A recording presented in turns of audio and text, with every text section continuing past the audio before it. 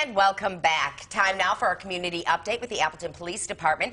Captain Todd Freeman is in for Chief Thomas, and we also have Paula Verrett with Iris Place. Thanks for being here, guys. Yeah, thanks for being here. And Captain Freeman, we want to start with you because May is Mental Health Awareness Month.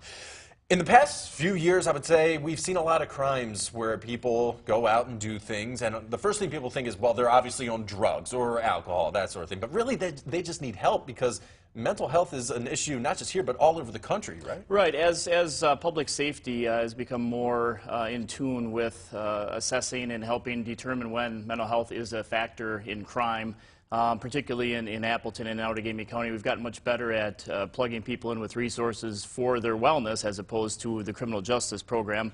And that's where our partnership with NAMI Fox Valley comes in. We've been strong partners with them for 15 years that started in '04 with law enforcement training specifically designed to do just that.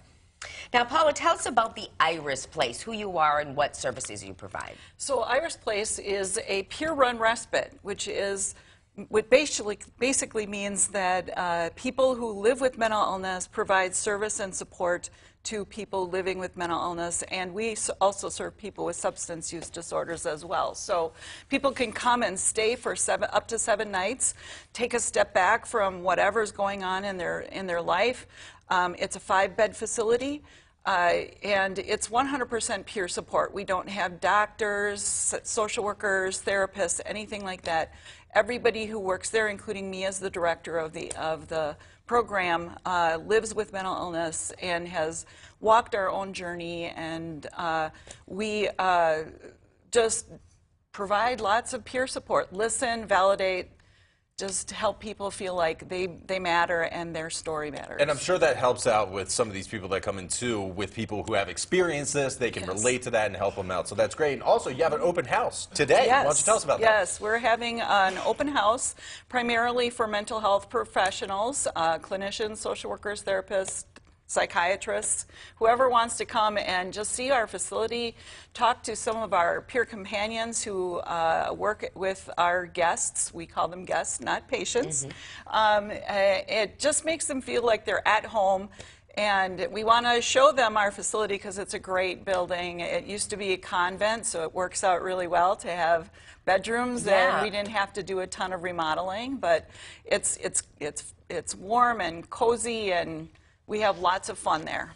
So let's switch gears here. Bears are making their appearance in the Fox Valley. What should people be aware of? Yeah, it's interesting. The area where the wildlife is a little bit more prevalent these days is being heavily developed with housing, so they're being pushed out of the habitats that they've probably grown used to. Simply let them do their thing. You know, all of nature with spring and babies, whether it's ducks, bears. The bear sightings in Appleton, we like to know where they are, but the best advice is just leave them alone. Let them, they'll find their way. They're accustomed to that change, but people would be amazed what goes on in their communities overnight. I remember as a young patrol officer seeing all sorts of wildlife in very odd places, so things do happen. Just steer clear of them. Good thing no injuries from those bear sightings. So let's talk about National Police Week. It kicks off on Monday, and the department has a few things planned, including a brat fry and vehicle display. Why don't you tell us about that? Yeah, it's a long-standing tradition in Appleton with other Outagamie County agencies participating on Wednesday, downtown Appleton, Houdini Plaza, beginning at 10:30. Showcase different vehicles, very family-friendly. We call it a static display where kids can crawl around cars, other police-related vehicles. Bike helmets, children need to be present to be properly fitted for a bike helmet, and that program goes on as long as the bike helmets are still there, until the helmets are gone. But just a good chance to have a snack and just to talk with officers and get to know a little bit more about area agencies. And Bike Ambassador Program, what is the Bike Ambassador Program? For a number of years now, we've had a group of bike enthusiasts who reached out to us and said, hey, we're out and about in your community. Are there specific things that we can be watching for? Is there a way that we can be helpful? So we have a lieutenant at the police department that regularly coordinates with leaders of this bike program just to say, you know, we're really being hit with entries to cars in this specific area. Certainly, they're like a mobile version of a neighborhood watch on bikes. Where they're encouraged just to be present. As we know from crime, when people know that there's others out and about, they're less likely to be involved in crime if they know they're being seen.